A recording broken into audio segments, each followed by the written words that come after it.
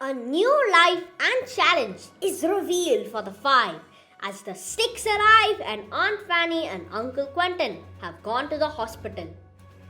However, the five deal with the problems and become closer and closer to the new adventure waiting. What kind will it be this time? Keep watching till the end to find out.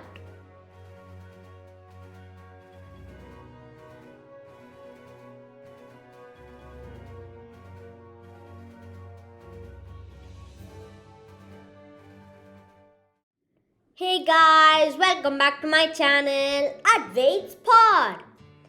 In today's video, we are going to cover the 5th and 6th chapters of 5 Runaway Together.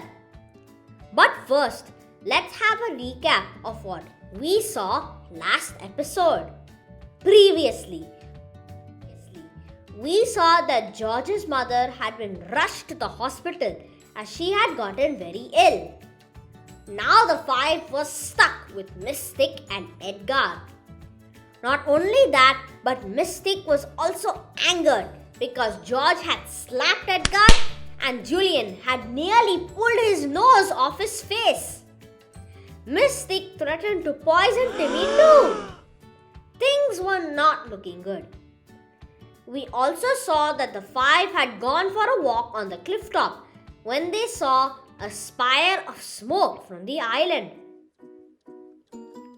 So now that you guys have a recap, let's start with the 5th chapter, shall we? Chapter 5, in the middle of the night. That night, Mystic was in such a bad temper that there was no supper. Julian said that they would sneak into the kitchen after everyone had gone to bed. When Mystic and Edgar went into their rooms to sleep, Julian snuck into the kitchen and was just about to turn on the light when he heard someone breathing heavily. Who could this mysterious person be? He snapped on the light and saw a man snoring on the couch. Julian thought it must be Edgar's father. In the fear of the man waking up, he turned off the light and crept to the larder in the dark. He got a meat pie and a bunch of jam tarts. Yummy! But unfortunately, Julian lost his way and bumped right into the couch. Oh no! This woke up the man. He turned on the lights and stared at Julian. He asked what he was doing here when Julian asked him the same thing. The man said that he was allowed to come to Kiran Cottage whenever he wanted to, now that Mystic was cook, and he was on leave from his ship. He eyed the pie and tarts, and Julian threatened to throw them at him. Julian also whistled, and in a flash, Timmy was at the door. The man backed away and let Julian leave. The others laughed when they heard what had happened, but were also sad now that they had 3 sticks to deal with. In the morning after breakfast, they decided to have a quick run to the beach and back as they didn't want to miss Uncle Quentin's call at 9 o'clock in the morning and let Miss Stick pick up the phone. It was 10 minutes to 9 when they came back. But to their absolute horror, Miss Stick had picked up the phone. Uncle Quentin called early. George snatched the phone away and tried to persuade her father to get rid of the sticks, and so did Julian. However, as they were trying to reason with him, Uncle just cut off the phone. Chapter 6, Julian defeats the sticks. Julian said that Uncle had said that Anne, him and Dick could go back to their house but leave George alone at Kiran Cottage with the sticks. George insisted that they would go the rest of the day after hearing this, as she had a plan. However, the three didn't leave. George didn't even tell them her plan. George said that they were spoiling her plan. Anne said that they shouldn't quarrel as they were already quarreling with the sticks.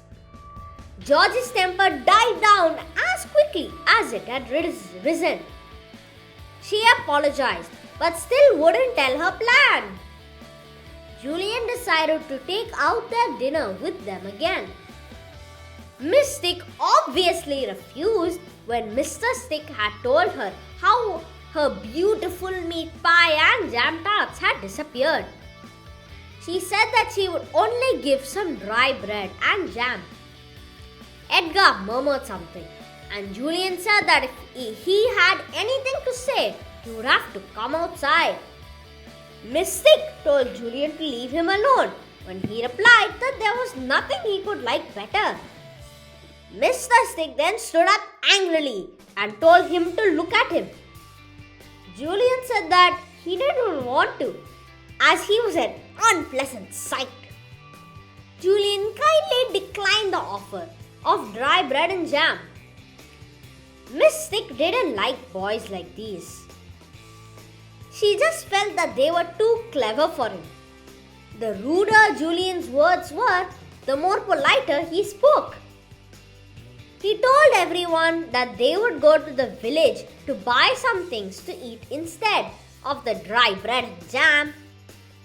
George was very silent the rest of the day.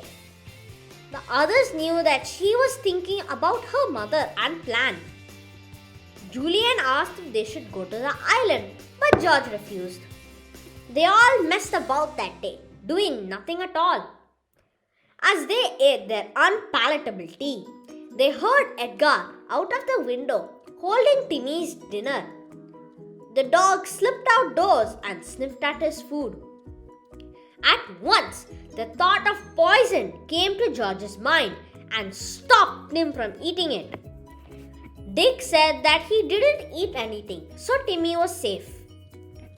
George decided to test if the meat was really poisoned. She called out to Stinker and gave him Timmy's food. At once, Edgar rushed out and stopped her. This proved that the meat was poisoned, because if it wasn't, why did Edgar have to stop her? She was really worried about Timmy's health. Julian calmed George down, but secretly, he was very worried too. So guys, that's it for this video.